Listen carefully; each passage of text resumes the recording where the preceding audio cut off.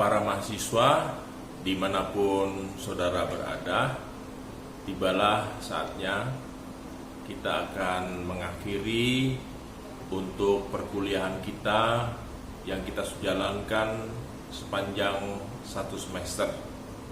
Hari ini adalah perkuliahan kita yang ke-15.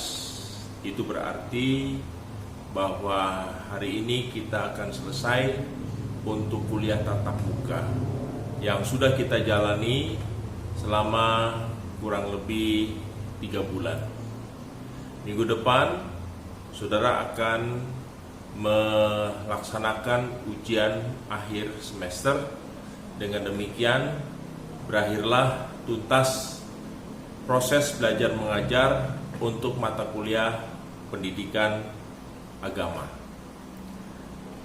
Para mahasiswa dimanapun saudara berada, saya senang sekali bisa mengampu dan mengajar mata kuliah ini sepanjang satu semester.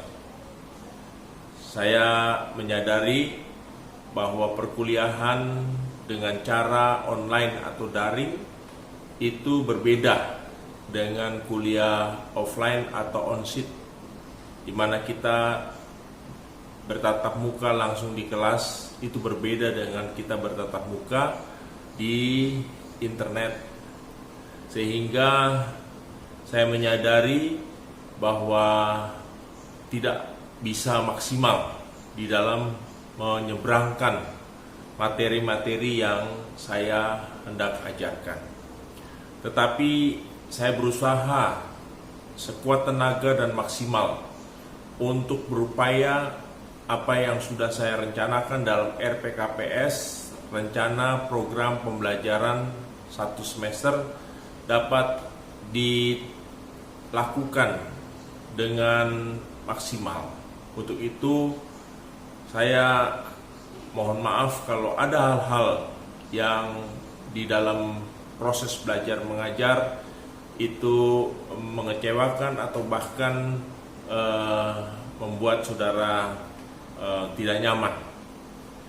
Dan sebagai akhir daripada perkuliahan yang hendak kita laksanakan pada hari ini, pertemuan ke-15, saya ingin menyelesaikan bab terakhir atau bab yang ke-6, masih di dalam tema manusia dan peradaban zaman.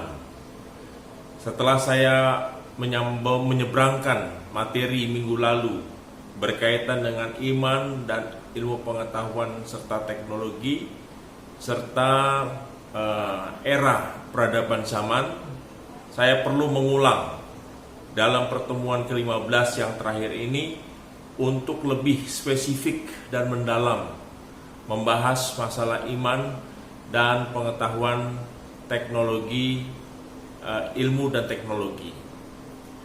Kalau minggu lalu saya berbicara dari pandangan secara umum, maka pada pertemuan ke-15 ini saya mencoba untuk mengangkat pandangan ilmu pengetahuan dan teknologi dari sisi pandang iman Kristen. Kenapa? Karena saya ingin bahwa pandangan saudara yang saya tahu di sini terdiri dari berbagai macam agama, saudara juga harus bisa merumuskan pandangan saudara masing-masing. Ya, kalau minggu lalu saya menjelaskan ilmu pengetahuan dan teknologi dalam kaitannya dengan iman dan agama secara umum, maka pada minggu ini saya mengangkat ilmu pengetahuan dan teknologi dari segi pandangan iman Kristen, karena itulah yang saya pahami. Baik saudara-saudara, saya akan memulai untuk materi terakhir sebagaimana yang saya sudah jelaskan. Di dalam keyakinan, khususnya kekristenan, maka salah satu sumber yang menjadi pegangan, acuan di dalam kita melakukan tindakan untuk kehidupan, khususnya berkaitan dengan hal-hal yang kita hadapi bagaimana sikap kita supaya sikap kita itu benar dan tidak salah dan sesuai dengan apa yang Tuhan inginkan, maka umat Kristen atau orang Kristen akan memakai dasar utamanya yaitu Alkitab. Nah, untuk itu di dalam kaitannya dengan materi yang terakhir, ilmu pengetahuan teknologi, ya, dari sudut pandang Kristen, maka saya ingin menjelaskan apa yang dikatakan di dalam Kejadian 1 ayat 1 Kejadian 1 ayat 1 dan ayat 28 dan 29. Yang pertama, bahwa sumber penciptaan yaitu wahyu, ya, yaitu adalah Tuhan. Ya, bahwa yang kedua, iptek dari sudut pandang Kristen itu dasarnya adalah amanat kebudayaan. Itu dapat kita lihat dalam Kejadian 1. Di dalam amanat kebudayaan ada 3 hal yang harus kita perhatikan. Yang pertama, dikatakan beranak cuculah dan mengembang, ya, mengembangkan. Yang kedua yaitu taklukkanlah, kabas atau mengelola. Dan yang ketiga, berkuasalah, mendominasi. Jadi di dalam pandangan kekristenan, ya, amanat kebudayaan dalam Kejadian 3 itu ada 3 aspek. Pertama, beranak cucu, mengembangkan, ya, mengembangkan keturunan. Kedua, taklukkanlah. Taklukkanlah artinya mengelola apa yang sudah Tuhan berikan. Dan yang ketiga, berkuasalah. Tujuannya, ya, kenapa kita harus melaksanakan amanat kebudayaan, yaitu sebagai semua ciptaan, ya, itu dapat dipelihara oleh manusia dan itu merupakan bagian daripada ibadah manusia kepada Allah. Ya, jadi tujuan dari kita melaksanakan amanat kebudayaan yaitu bagaimana manusia memelihara, ya, apa yang diciptakan oleh Tuhan di dalam pengabdian ibadah kepada Allah yang kita sembah. Yang berikut, bahwa iptek itu sama sekali tidak bertentangan dengan iman, ya. Iptek tidak bertentangan dengan iman menurut kacamata iman Kristen, ya. Apakah ada iman yang bertentangan dengan iptek? Tidak ada, saudara. Tidak ada yang bertentangan. Apakah iman menghalangi kemajuan iptek? Sama sekali tidak. Ya, iptek tidak menghalangi iman, sama sekali tidak menghalangi kemajuan iptek. Ya, tidak. Lalu, mengapa iman tidak bertentangan dengan iptek? Karena iptek bagian dari iman. Ya, karena iptek bagian daripada iman. Nah, ketiga hal pertanyaan yang mendasar yang tadi saya sampaikan, apakah ada iman yang bertentangan dengan iptek? Jawabannya tidak ada. Apakah iman menghalangi kemajuan iptek? Jawabannya tidak. Apakah iman tidak bertentangan dengan iptek? Jawabannya karena iptek bagian dari iman. Mengapa iptek bertentangan dengan iman? Pertanyaannya kan demikian. Ya. Sebagaimana yang dikemukakan, ada 4 pandangan yang saya sebutkan minggu lalu secara umum, ya. Maka mengapa iptek bertentangan dengan iman? Karena manusia yang ada di balik iptek itu adalah manusia yang berdosa. Kedua, mengapa iptek bertentangan dengan iman? Karena iptek dipisahkan dari iman. Ya. Lalu mengapa iptek bertentangan dengan iman? Yang ketiga, karena manusia berdosa memanipulasi ilmu pengetahuan dan teknologi untuk kepentingannya. Jadi, saudara, menurut kacamata dan pandangan iman Kristen, bahwa mengapa iptek itu bertentangan dengan iman disebabkan karena 3 hal. Yang pertama, orang yang dibalik iptek itu adalah orang berdosa.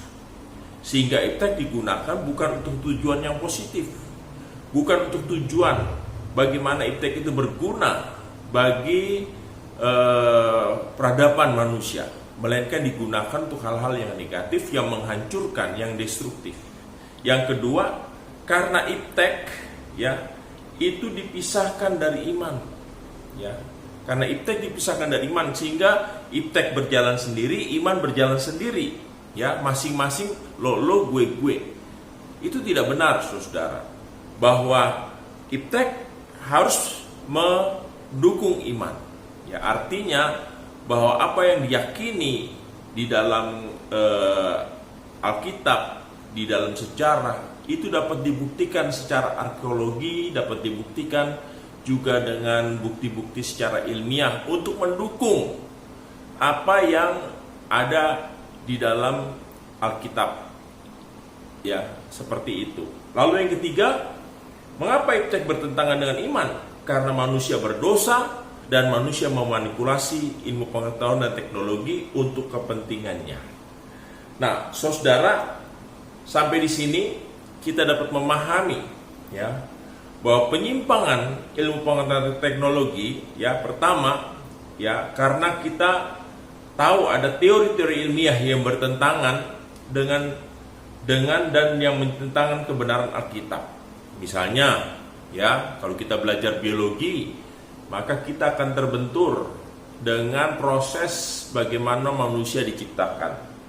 Kalau kita mengacu kepada ilmu biologi, maka manusia diciptakan dari proses yang sederhana yang disebut dengan teori evolusi, ya, berdasarkan apa yang Darwin katakan. Ini tidak sesuai dengan apa yang diceritakan di dalam Alkitab sebagai wahyu Tuhan, bahwa kita diciptakan menurut gambar dan rupa Allah. Tapi kalau menurut ilmu pengetahuan khususnya biologi, maka di sini ada pertentangan bahwa manusia diciptakan berdasarkan teori evolusi yang dikemukakan oleh Charles Darwin.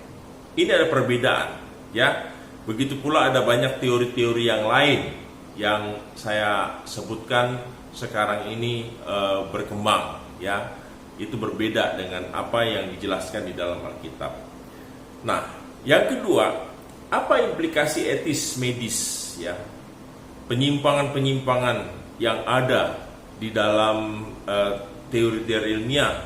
Misalnya, bagaimana kita menjelaskan mengenai proses bayi tabung, cloning, ya, dan lain-lain. Lalu yang kedua, bagaimana mengenai etanusia, ya, artinya manusia itu dia harus diakhiri hidupnya walaupun belum saatnya meninggal oleh karena penderitaan, oleh karena mungkin tua atau karena sakit tidak bisa sembuh, maka dia dilakukan langkah medis dengan disuntik mati, seperti itu. Lalu pengguguran kandungan demi kepentingan medis, ya. Lalu juga ada obat, alat pencegahan, ya, kehamilan dan segala macam.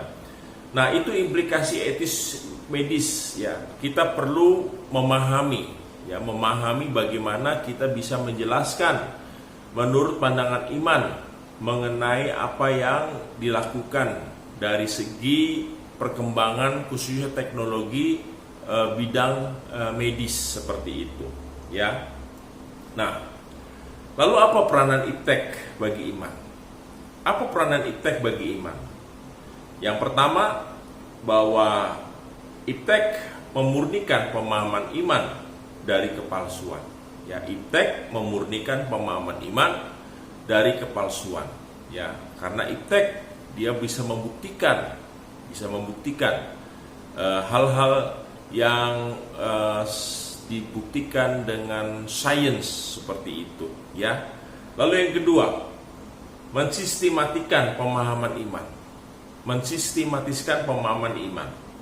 Peranan iptek yang ketiga yaitu memperjelas pengertian. Pemahaman iptek bagi iman yang keempat yaitu memperkuat pegangan.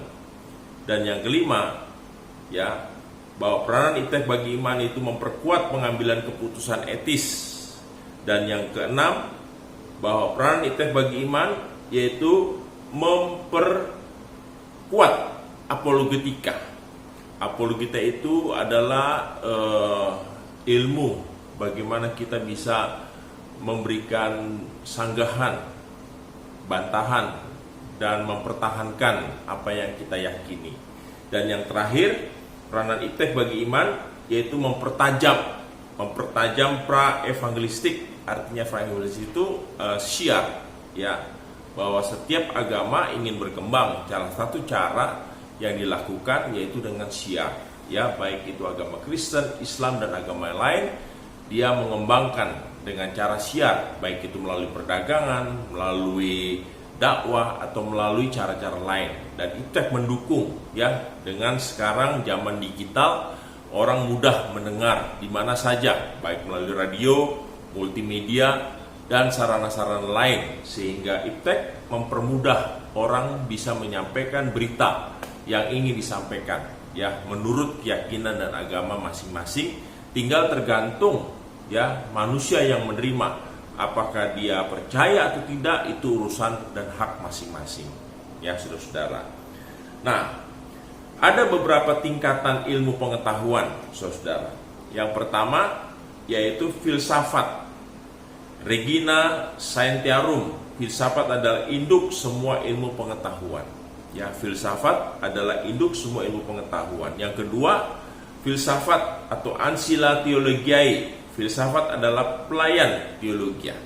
Ya, filsafat adalah pelayan teologia. Dan tingkatan ilmu pengetahuan itu ada 5, ya.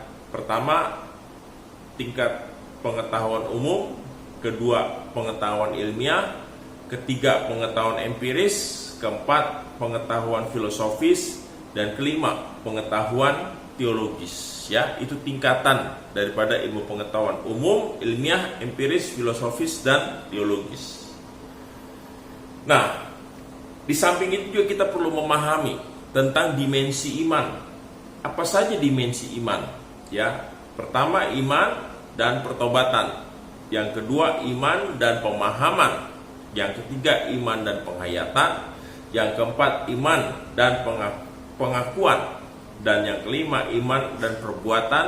Dan 6 adalah iman dan pemberitaan. Ya, jadi dimensi iman itu ada 6.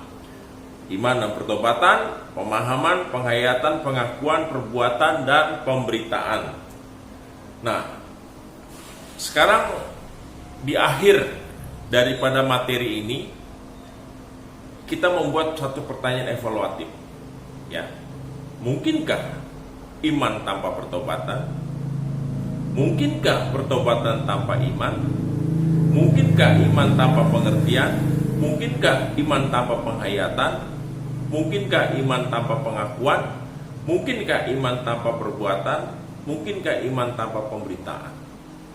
Sebagaimana di awal saya jelaskan, ini adalah salah satu metode di dalam keyakinan dan kepercayaan Kristen untuk mencoba memahami tentang ilmu pengetahuan dari sudut pandang iman Kristen. Kenapa saya harus memberikan satu penjelasan khusus seperti ini? Supaya saudara-saudara juga memiliki perspektif masing-masing. Sebagaimana yang saya minta di dalam bab 5, bahwa setiap agama punya perspektif mengenai budaya masing-masing.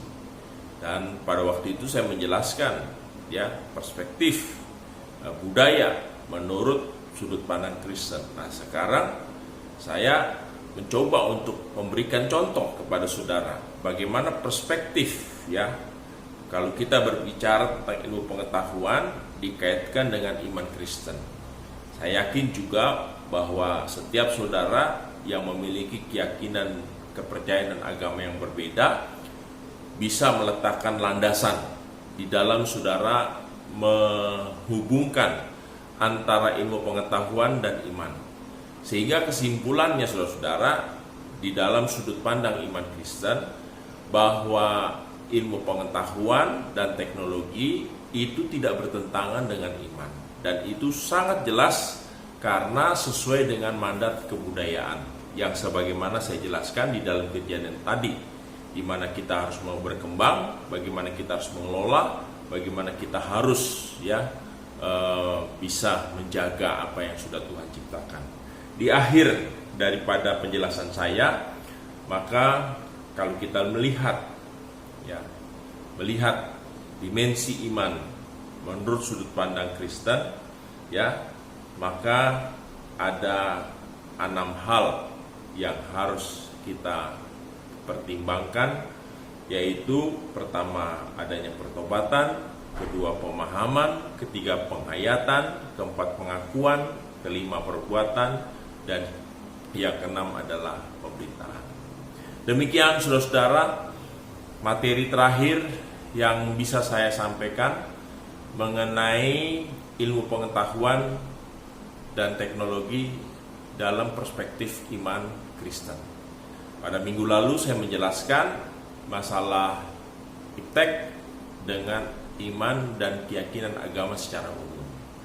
Untuk itu saya berharap bahwa semua materi yang saya sudah sampaikan, baik melalui buku, melalui pengajaran via YouTube, ya, semuanya dapat saudara serap dan pelajari dengan baik.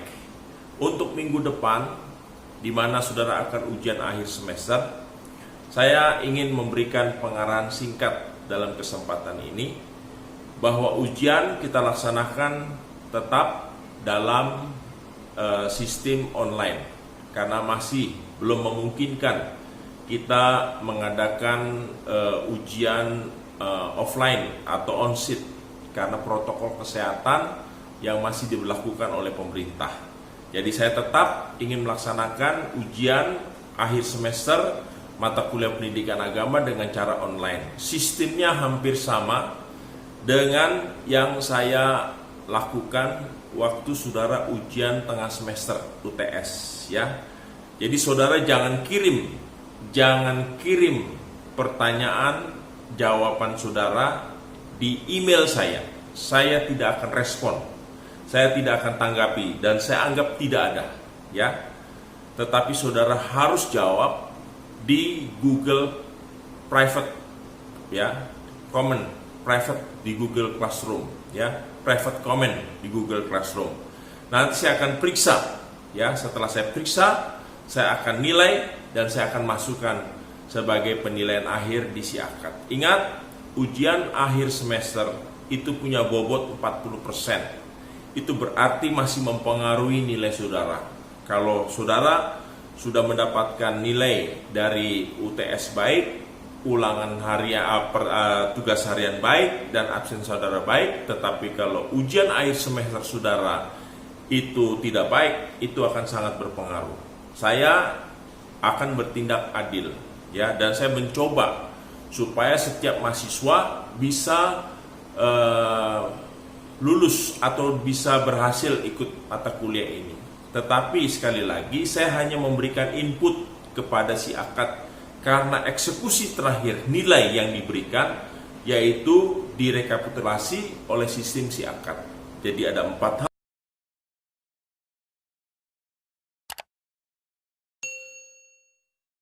Ya, absen saudara itu 10%. Yang kedua yaitu tugas harian saudara 20%. Yang ketiga yaitu ujian tengah semester 30%, sudah 60%, dan yang terakhir yaitu ujian akhir semester 40%. Saya akan memberikan soal sebanyak 10 soal, ya, 10 soal.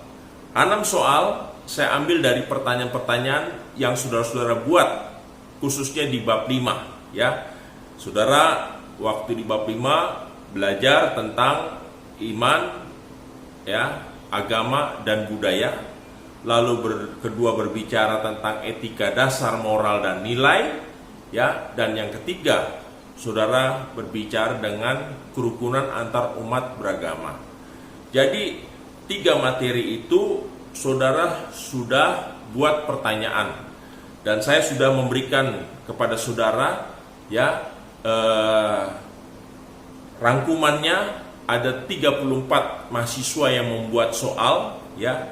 Saya sudah ambil 6 soal dan sisanya 4 soal saya akan ambil dari materi pembelajaran pertemuan ke-14 dan ke-15, ya.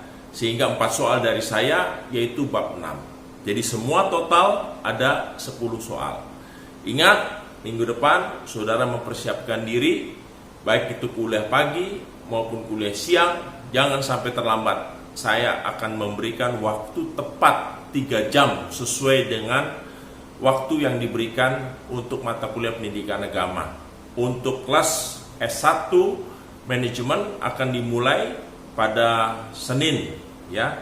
Senin itu tanggal 14 Desember jam 8 sampai dengan jam 11.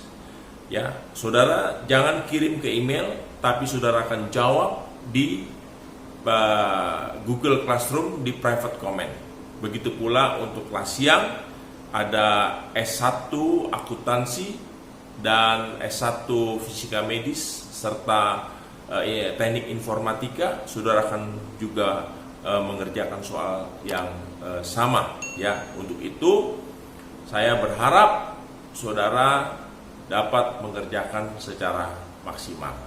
Sampai jumpa pada kesempatan ujian akhir semester yang merupakan perkuliahan kita yang terakhir untuk mata kuliah pendidikan agama. Terima kasih.